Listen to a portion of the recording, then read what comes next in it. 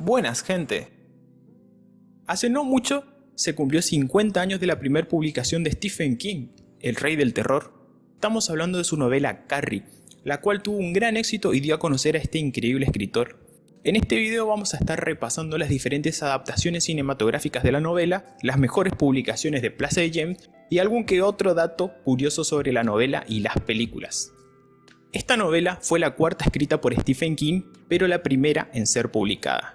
El libro está escrito en una estructura epistolar, o sea, como forma de recorte de noticias, cartas, extractos del libro, etc., lo cual al momento de leerla da una sensación de inmersión y realidad. Comenta que la escribió mientras vivía en un remolque en Herborn, Maine, con la máquina de escribir de su esposa Tabitha. Comenzó siendo una novela corta para la revista Cavalier, pero posterior a esto King tiró todo el manuscrito a la basura. Su esposa Tabitha fue la encargada de recoger el manuscrito y obligar a King a que terminase la novela, ya que ella quería saber cómo terminaba Carrie. En palabras del propio King dice: "Continué porque no tenía nuevas ideas. En mi opinión estaba escribiendo el peor libro de la historia". No pienso escribir sobre horror ahora. ¡Oh, qué lástima! Estoy trabajando en la biografía de Benjamin Franklin. Es un hombre fascinante, descubrió la electricidad y solía torturar a pequeños animales y a hombres de la montaña verde y la llave que ató al extremo de la cometa. Abrió las puertas del infierno. Según los comentarios de la película de 1976 de Brian De Palma, el personaje de Carrie White está basado en dos chicas que eran maltratadas en la escuela a la que iban, una de las cuales tenía una madre sumamente religiosa. Stephen King se preguntaba cómo sería tener una madre así. La historia misma se basó en el cuento invertido de la Cenicienta. La otra joven fue a la escuela con King cuando vivía en Durham, Maine. Es lo que King recuerda en una entrevista con Charles Grant para la revista The Winch's Son. Las publicaciones más vistosas y hermosas de Plaza y James son la de 1974, la de 1984, la de 1985, la de 1988, la de 1993, la de 1995 y la más reciente, la del 2023.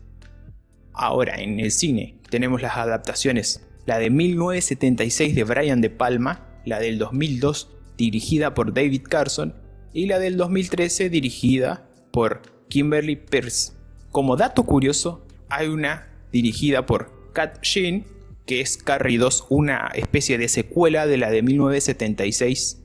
De más está aclarar que esto no está en el libro, esta secuela está un poco de más, pero las tres anteriores en esencia son adaptaciones dignas en cuanto al libro. Cambia un poco el origen, pero siguen conservando la esencia del libro. Carrieta White, una tímida adolescente que vive con su madre, una fanática religiosa, es objeto constante de burla de sus compañeros de la escuela.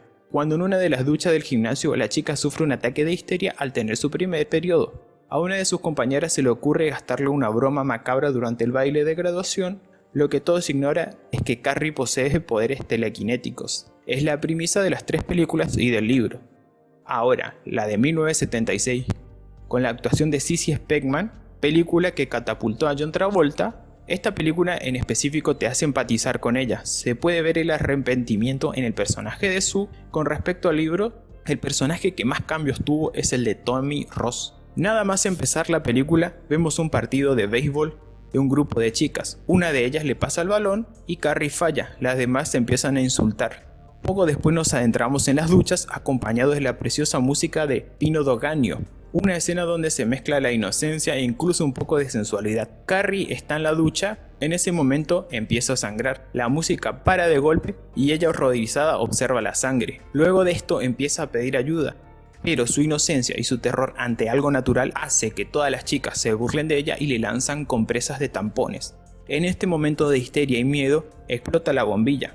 Podemos apreciar que Brian De Palma ya nos da una señal de lo que ocurrirá y una pequeña muestra del poder oculto de Carrie. Por otro lado, el gran Brian De Palma también nos brinda tramas en paralelo. Por un lado, la parte más feliz de Carrie cuando consigue una cita con Tommy Ross, obviamente ayudado por Sue para ir al baile de graduación, ya que Sue se siente culpable por cómo la trató en las duchas. Ahí también veremos cómo ayuda la profesora y cómo empieza a verse guapa y preparándose para el baile. Stephen King siempre ha dicho que es una de las mejores películas que se han hecho con sus novelas, aunque hubiera algunos cambios. Como dato curioso, muy curioso de esta película, El casting de Carrie se hizo al mismo tiempo que el de la Guerra de las Galaxias episodio 4 de George Lucas. Se dice que la propia Carrie Fisher estuvo a punto de interpretar a Carrie y Sissy Spacek a la princesa Leia, pero en la primera escena Carrie Fisher no quería desnudarse y intercambiaron papeles. Sobre la película del 2002 de David Carson, es una película básicamente realizada para televisión. Vemos que la filmación ya es un poco rara, que los actores son un poco raros. En este caso no empaticé con ninguno de los actores, no me gustó para nada la actriz de Sue. Y todo el tiempo la película es interrumpida por esta especie de interrogatorio, lo cual entiendo que en el libro, por los recortes de periódicos y cartas, todo el tiempo se interrumpa de esta forma, pero en esta película queda sumamente aburrido y también tiene unos efectos raros. Creo que lo único bueno de esta película es la actriz que hace de Carrie, pero de todas formas no la veo como una Carrie. Y otro detalle muy importante, la película empieza así, con esa horrible lluvia de piedras. Entiendo que pasa en el libro, pero el punto es que quedó muy mal hecho y ya si una película empieza así yo no la veo, pero la vi, porque es Carrie. Ahora, con la de Kimberly Peirce, la del 2013, la de Chloe Scherf, esta película tengo que admitir que es entretenida, pero no es Carrie, o sea, se aproxima más a ser Matilda, porque vemos que esta película es como una especie de remake, por así decirlo, de la de 1976. Pudieron haber adaptado escenas que no tenía del libro. Sí, hay una escena de las piedras que está reimaginada, pero es básicamente un cálculo de la de 1976 2.0, con peores actores. Y por más que haya tenido mucho éxito en su momento, creo que para mí es una de las peores adaptaciones que hubo. Yo no me compré el libro de Carrie cuando tenía la portada de esta película. Una de las cosas que también me molesta muchísimo de la del 2013 es en la escena del baile. Tiene este efecto horrible, que es repetir varias veces lo mismo. Para colmo ni siquiera quedó bien. Creo que esta es la peor adaptación de Carrie, la del 2013, y espero que no se haga ninguna más. Pero si hablamos de peores adaptaciones, también tenemos que mencionar a Carrie 2. Y Carrie 2, ¿qué decirles de Carrie 2? Esta película es un despropósito total. Como que siento que quisieron agarrar la fama que tenía Carrie 1 y seguir haciendo plata con eso. Básicamente seguimos la trama de Rachel, que es la hermana de Carrie. O sea, la hermana, el papá en este universo, por así decirlo, nunca murió y tuvo otra hija. Lo único que me gustó de esta película fue el suicidio de la amiga, pero todo lo demás tiene algunos zoom muy raros, los personajes son raros, parece un video de The Offspring. En mi opinión personal, la mejor adaptación es la de 1976 de Brian De Palma. Ahora, siempre quise que salga una versión, o que vuelvan a adaptar la novela, pero que realmente tenga el mismo final Carrie que en el libro. En el libro tiene un final cuando ella está con Sue en la carretera que es hermoso, y es una oportunidad que se perdió la película del 2002 y se perdió la del 2013. El final del libro es hermoso y empatizás con Carrie, te hace quererla y la entendés.